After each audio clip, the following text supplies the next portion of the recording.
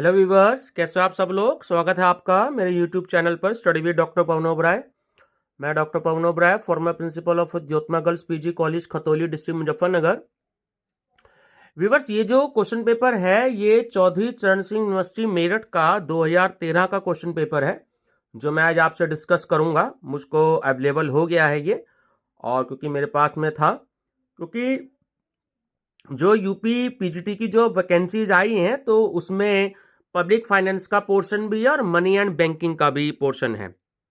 तो उसमें हमारे यहाँ 2013 में ये क्वेश्चन पेपर था मनी एंड पब्लिक फाइनेंस के नाम से। तो उसमें 100 क्वेश्चन हैं और ये हिंदी मीडियम और इंग्लिश मीडियम दोनों में है। तो मैंने सोचा कि ये आपके बीएड एंट्रेंस की तैयारी के लिए और टीजीटी और पीजीटी के लिए आपके लिए बहुत ही ज़्यादा हेल्पफुल रहेंगे क्वेश्चन। तो आज हम इन पर डिस्कस करते हैं, ठीक है।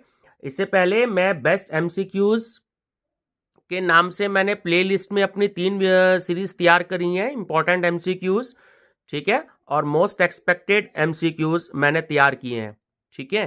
तो आप जो है जिन्होंने मेरा चैनल सब्सक्राइब ना किया हो, study with doctor Pawan Oberoi subscribe करके प्लेलिस्ट में अलग अलग आप जो है सब्जेक्ट पर वीडियोस तैयार हैं, आप उस पर देख सकते हो। जीएसटी पर भी मैं क्वेश्चंस धीरे धीरे अवेलेबल करवा करके आप तक प्रोवाइड करने की कोशिश कर रहा हूं। चलिए डिस्कस करते हैं चौधरी चरण सिंह यूनिवर्सिटी मेरठ का 2013 का मनी एंड पब्लिक फाइनेंस का क्वेश्चन पेपर, ठीक है। क्वेश्चन नंबर 1 कि पुराने निर्गम बाजार को कहा जाता है। तो option A stock exchange. Viewers, quality paper की थोड़ी अच्छी नहीं है क्योंकि कम से कम 7-8 साल पुराना पेपर है, ठीक है, तो इसलिए आपको मैनेज करना पड़ेगा, उसके लिए मैं आपसे माफी चाहूंगा। क्वेश्चन नंबर 2 कि मुद्रा की पूर्ति में वृद्धि हेतु बैंकिंग पद्धति को चाहिए। ऑप्शन डी करेक्ट है, कोष का आधिक्य। क्वेश्चन 3 केंद्रीय सहकारी बैंक स्थापित होता है जिले में। ऑप्शन सी करेक्ट है। क्वेश्चन 4 क्षेत्रीय ग्रामीण बैंकों की अधिकृत पूंजी है। ऑप्शन सी 5 करोड़ रुपए। क्वेश्चन 5 नाबार्ड क्या है। Option C bank. Question 6 reserve bank में नोट निर्गमन करने की पद्धति है। ऑप्शन बी न्यूनतम कोष विधि, ठीक है, मिनिमम रिजर्व सिस्टम। क्वेश्चन 7 की सीआरआर का पूरा नाम क्या है। तो कैश रिजर्व रेशियो, नकद कोष अनुपात। Option number B. क्वेश्चन 8 कि हमारे देश का प्रथम विकास बैंक कौन सा था। Option A IFCI. क्वेश्चन 9 इनमें से कौन सा बैंक विदेशी बैंक है। Option C standard chartered bank. Question 10 सार्वजनिक व्ययों के द्वारा कौन सा क्षेत्र प्रभावित होता है। ठीक है, तीनों ही होते हैं, उत्पादन का, उपभोग का और वितरण का। सही आंसर है ऑप्शन डी उपयुक्त सभी। क्वेश्चन 11 सार्वजनिक वित्त अनुसरण करते हैं। ऑप्शन ए बजट सिद्धांत। क्वेश्चन 12 राजस्व बैंक क्षेत्र के अंतर्गत अध्ययन किया जाता है। ठीक है, सार्वजनिक आय का भी, सार्वजनिक व्यय का भी और सार्वजनिक ऋण का भी। सही आंसर है ऑप्शन डी उपयुक्त सभी। क्वेश्चन 13 कर विवर्तन किया जा सकता है, टैक्स शिफ्टिंग। ठीक है, तो देखिए पीछे की ओर भी और आगे की ओर भी। सही आंसर है ऑप्शन सी उपयुक्त दोनों ही तरीकों से। क्वेश्चन 14 किसके हस्ताक्षर के बाद बजट लागू किया जाता है। ऑप्शन बी भारत का राष्ट्रपति। क्वेश्चन 15 मुद्रा की सर्वोत्तम तरल परिभाषा में सम्मिलित है। ठीक है, देखिए ऑप्शन नंबर बी करेक्ट है, 1 नंबर और 3 नंबर, यानी कि जनता के पास करेंसी नोट और सिक्के, और 3 नंबर की वाणिज्यिक बैंकों के पास शुद्ध मांग पर देय जमा। क्वेश्चन 16 उच्च शक्ति मुद्रा में निम्नलिखित सम्मिलित है।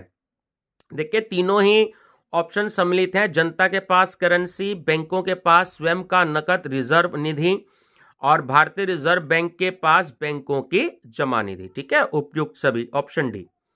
क्वेश्चन 17 अंतरराष्ट्रीय वित्त नहीं है। ऑप्शन ए व्यवसायिक वित्त। क्वेश्चन 18 ऐसी वित्तीय फर्म जो प्राथमिक प्रतिभूतियों को बेचते हैं और ना ही खरीदते हैं। ठीक है, बेचते हैं और ना ही प्रतिभूति को खरीदते हैं, तो कहते हैं ऑप्शन बी गैर बैंकिंग मध्यस्थ। ठीक है, क्वेश्चन 19 मुद्रा बाजार के संगठक हैं, देखिए संगठित बाजार भी है, असंगठित बाजार भी है और उप बाजार भी है, ठीक है। ऑप्शन डी उपयुक्त सभी। क्वेश्चन 20, औद्योगिक विकास बैंक की अधिकृत पूंजी है, ऑप्शन सी 2000 करोड़ रुपए, ठीक है। क्वेश्चन 21, प्रत्यक्ष कर है, तो इसमें से जो निगम कर है, कॉर्पोरेट टैक्स, वो प्रत्यक्ष कर है, ठीक है। क्वेश्चन 22 कि भारत में फिल द ब्लैंक, भारत में असफल हो गई लेकिन इनको सफल चाहिए, ठीक है। ऑप्शन नंबर ए व्यापारिक बैंक, ठीक है। क्वेश्चन नंबर 23, जनवरी 2013 के माह में नकद कोष अनुपात 0.25 करोड़ की कमी से बाजार में रुपए फिल द ब्लैंक करोड़ की मात्रा बढ़ेगी, ऑप्शन नंबर ए 18,000 करोड़ रुपए। क्वेश्चन 24, कोषागार विपत्र की अवधि है, तो ऑप्शन ए करेक्ट है कि 14 दिन से लेकर के 364 दिन। क्वेश्चन 25, ग्रामीण बैंकों की स्थापना की गई थी, जो रूरल बैंक होते हैं, रीजनल रूरल बैंक, ठीक है, तो वो है 2 अक्टूबर 1975 को। क्वेश्चन 26, यूनिट 1 और यूनिट 2 का मिलान करना है, ठीक है, और उसके बाद जो कूट दिया गया उसमें से सही आंसर छांटना है। तो देखिए ऑप्शन नंबर सी करेक्ट है, इसमें जो रघुराम राजन कमेटी है, ठीक है, वो बैंक से रिलेटेड है, 3 नंबर। और जो बी है आपका मेहरोत्रा कमेटी, वो आपका 1 नंबर, ठीक है, यानी कि बीमा से संबंधित है मेहरोत्रा कमेटी। और जो सी है आपका विमल जलान कमेटी, वो संबंधित है आपकी पूंजी बाजार से, ठीक है। क्वेश्चन 27, निम्नलिखित में से कौन वाणिज्यिक बैंक पहले विकास बैंक के रूप में कार्य कर चुका है, ऑप्शन बी आईडीबीआई बैंक और आईसीआईसीआई बैंक। क्वेश्चन 28, निम्नलिखित घटनाओं का सही क्रम क्या है, देखिए ये क्वेश्चन एनटीए नेट में भी कई बार पूछा गया है और टीजीटी पीजीटी में तो बहुत बार पूछा गया है, ठीक है। तो इसमें देखिए इसमें आपका ऑप्शन नंबर ए करेक्ट है, ठीक है। सबसे पहले 3 नंबर आईएफसीआई बैंक की स्थापना हुई, फिर है 2 नंबर आईडीबीआई बैंक की स्थापना हुई, फिर है 1 नंबर एक्सिस बैंक की स्थापना हुई, और फिर है आपका 4 नंबर एसआईडीबीआई की स्थापना हुई, ठीक है। एसआईडीबीआई का क्वेश्चन भी कई बार एग्जाम में आया है, इसका हेड ऑफिस जो मुख्यालय है वो लखनऊ में है। क्वेश्चन 29, टैक्स फ्री ब्रांड अथवा करमुक्त ब्रांड का अर्थ है, ऑप्शन सी करेक्ट है, ब्रांड पर प्राप्त बॉन्ड पर प्राप्त ब्याज जो है वो कर मुक्त है, ठीक है। क्वेश्चन नंबर 30, इसमें अगर आप ध्यान से देखें जो कथन दे रखे हैं और कारण दे रखा है, इसमें आपका ऑप्शन नंबर बी करेक्ट है, ठीक है, कि ए और आर दोनों सत्य हैं, लेकिन जो आपका आर है वो ए की सही व्याख्या नहीं करता, ये नहीं वर्ड जो है व्याख्या के बाद इसमें मिसप्रिंट है। वो क्या है कि स्वीकृति का सिद्धांत यह कहता है कि सार्वजनिक व्यय की कोई भी मात्रा व्यय करने से पहले उसकी स्वीकृति लेना आवश्यक है, और क्योंकि एक प्रजातंत्र प्रणाली में सरकारी धन जनता का होता है, ठीक है, ये दोनों ही ठीक है, बट जो आर है कारण है वो कथन की सही व्याख्या नहीं करता है। क्वेश्चन 31, कर भाग का विवर्तन करना आसान होता है, ठीक है, यदि ऑप्शन बी उत्पादन बढ़ते प्रतिफल के नियम के अंतर्गत हो रहा है, ठीक है। क्वेश्चन नंबर 32, कि निम्न में से कौन सा तरीका ऋण शोधन का उपाय नहीं है, ऑप्शन नंबर बी ऋण का परिवर्तन।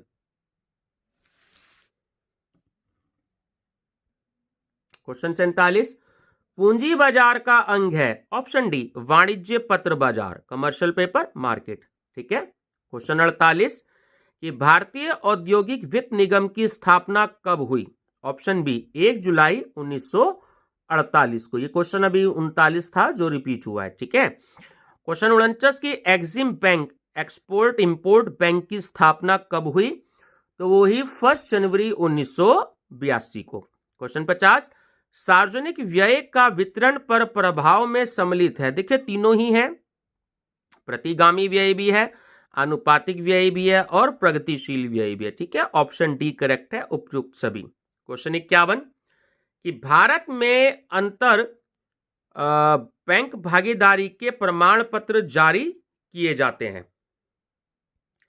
तो सही आंसर है आपका ऑप्शन नंबर सी, 90 + 91 - 180 दिन के लिए। ठीक है, क्वेश्चन 52 मुद्रा वह है जो मुद्रा का कार्य करे, यह परिभाषा किसने दी थी? ये दी थी option number D, Hartley withers ने। क्वेश्चन 53 जब मुद्रा की पूर्ति में कमी होती है तो वस्तुओं के मूल्य, ऑप्शन नंबर बी, घट जाते हैं।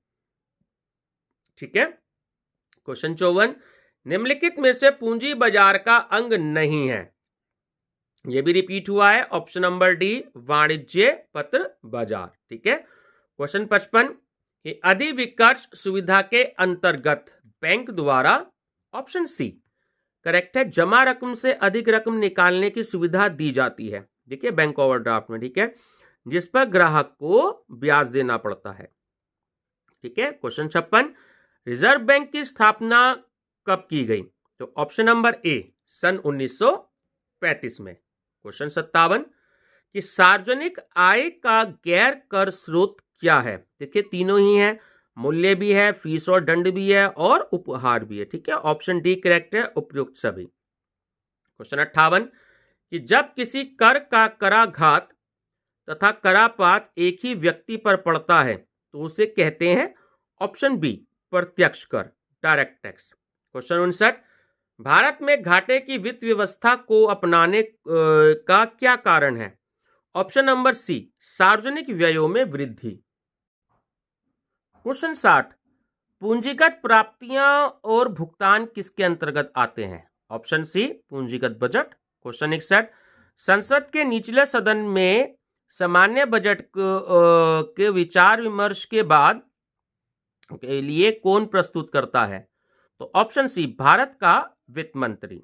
ठीक है, क्वेश्चन 62 ग्रेशम का नियम लागू होता है, ऑप्शन डी, मुद्रा पर। क्वेश्चन 63 एक अच्छी मुद्रा की विशेषताएं, देखिए तीनों ही है, सर्वग्राहता भी होती है और वहनीयता भी होती है और परिचायकता भी होती है। ऑप्शन डी करेक्ट है, उपयुक्त सभी। क्वेश्चन 64 वित्त का संबंध है, ऑप्शन सी, मौद्रिक संसाधनों से। क्वेश्चन 65 प्रबंधकीय दृष्टिकोण से वित्त के पहलू हैं। ऑप्शन नंबर देखिए तीनों ही इससे करेक्ट है। ठीक है, आपका उपयुक्त सभी सही आंसर है। ठीक है, चलिए नेक्स्ट क्वेश्चन है क्वेश्चन 66 निम्नलिखित में से कौन सी संस्था MBFI नहीं है? ठीक है, ऑप्शन नंबर डी करेक्ट है, वाणिज्यिक बैंक, कमर्शियल बैंक। क्वेश्चन 67 राजस्व बजट में सरकार की किस आय को सम्मिलित किया जाता है? तो देखिए दोनों ही आय को सम्मिलित किया जाता है, जो कर स्रोत होते हैं उनको भी और जो गैर कर स्रोत होते हैं उनको भी। ऑप्शन सी करेक्ट है। ठीक है, ए और बी दोनों। क्वेश्चन 68 भारतीय कर प्रणाली की प्रमुख विशेषताएं हैं। देखिए तीनों ही विशेषताएं होती हैं, अधिकतम सामाजिक लाभ भी होता है, बहुकर व्यवस्था भी होती है, करारोपण के सिद्धांत के अनुकूल भी, और ऑप्शन डी उपयुक्त सभी इसका सही आंसर है। ठीक है, क्वेश्चन 69 निम्नलिखित में से कौन सा वित्त का प्रकार है? देखिए तीनों ही होते हैं, दीर्घकालीन भी होता है, अल्पकालीन भी होती है और मध्यकालीन भी होती है। सही आंसर है ऑप्शन डी, उपयुक्त सभी। क्वेश्चन 70 जैसे जैसे किसी अर्थव्यवस्था का विकास होता है साख मुद्रा का सापेक्षिक महत्व, ऑप्शन बी, बढ़ता है। क्वेश्चन 71 मुद्रा की पूर्ति में वृद्धि से अधिक संभावना है कि, ऑप्शन बी, ब्याज की दर घटेगी। ठीक है, क्वेश्चन 72 कि बैंक के चिट्ठे से ज्ञान होता है कि, ऑप्शन सी, बैंक की संपत्तियों एवं दायित्वों का, ठीक है, अथवा वास्तविक आर्थिक स्थिति का। ठीक है, ऑप्शन नंबर सी करेक्ट है। क्वेश्चन 73 किस खाते में बैंक से चेक की सुविधा नहीं प्रदान की जाती है? ऑप्शन नंबर ए, सावधिक जमा खाता, फिक्स्ड डिपॉजिट अकाउंट। क्वेश्चन 74 जिस बाजार में पुराने अंश पत्रों को खरीदा व बेचा जाता है उसे कहते हैं ऑप्शन सी द्वितीयक बाजार, सेकेंडरी मार्केट। क्वेश्चन 75, व्यापारिक बैंकों को कोषों की पूर्ति का मुख्य साधन है। ठीक है, ये का शब्द आएगा, तो ऑप्शन नंबर 1 करेक्ट है कि जनता से जमा स्वीकार। क्वेश्चन 76, नाबार्ड की स्थापना किस क्षेत्र के विकास के लिए की गई थी? ऑप्शन बी कृषि।